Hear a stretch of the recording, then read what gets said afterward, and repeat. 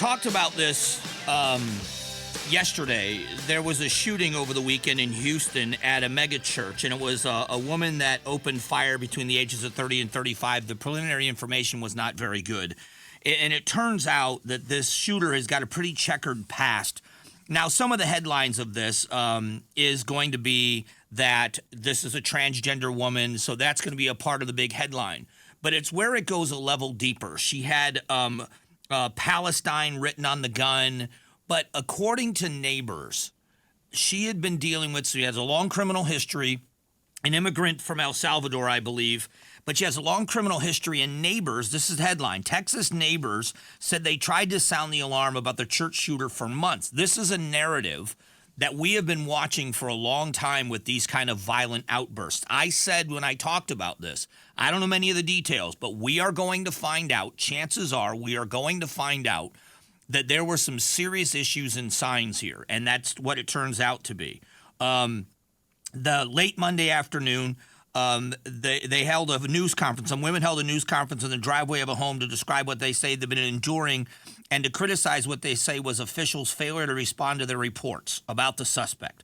No one should have died. No one should have been hurt. This should have been handled years ago. And here we are again. This is the president of the neighborhood association.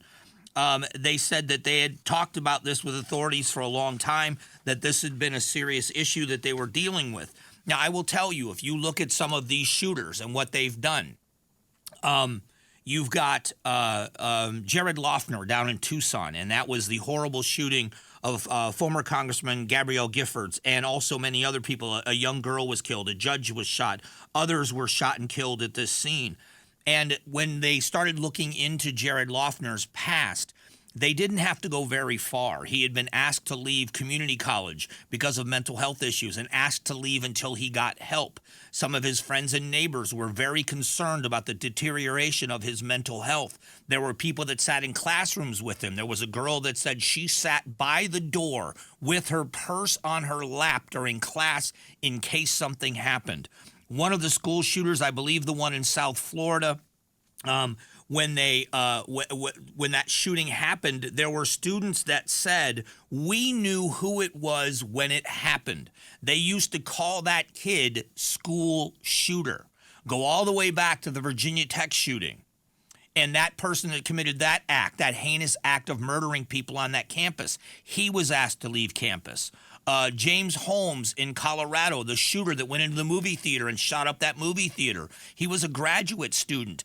They had an intervention team that was going to check on him and try to do something to help him, but he had dropped out of the graduate program, so they didn't believe they had the authority to do it anymore. What I'm getting at is many times, many times, there are signs of serious mental health issues. We can continue to talk about gun control, and I'm not making this about a defense of guns. This is about what is going to affect the biggest change and have the best possibility to thwart these things before they happen. We are going to have conversations about the HIPAA laws.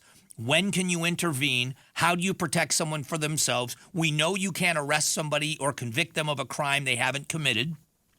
So you have people that are supposed to be on medication. They have a mental health breakdown. They put them on a 72-hour hold in a mental health facility. They medicate them. But once the medication takes effect and they are now back into their, I don't want to use the word normal, but they are back into a state of mind that isn't dangerous, they have to be released. But if they go into that revolving door cycle of not taking their medication and then this happens again, and that happens so many times, if there is this situation happening, who's responsible?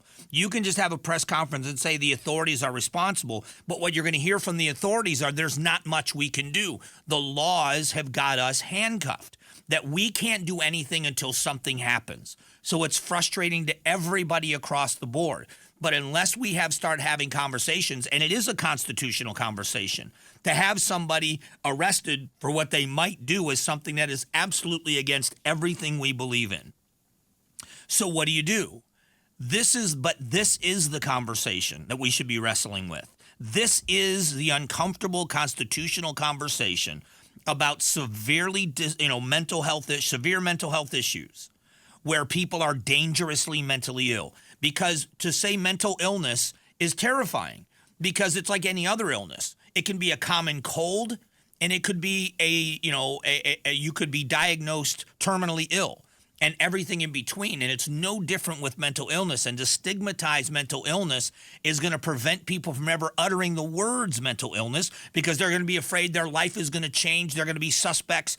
So we have to wade into this carefully. But the idea that we are just going to blow this off and say the conversation is about guns.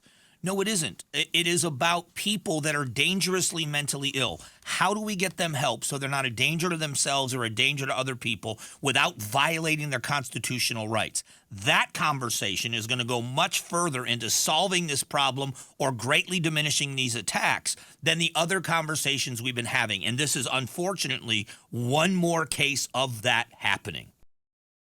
Thanks for watching the Mike Broomhead Show.